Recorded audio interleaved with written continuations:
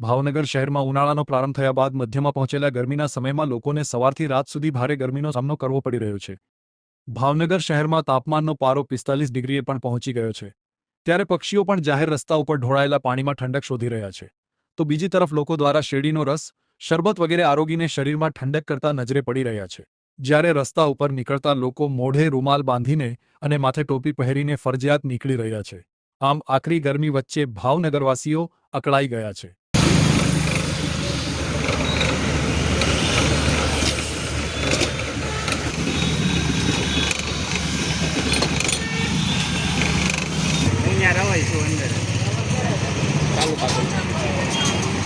નાની બેબી રસ પીતી હોય ગરમી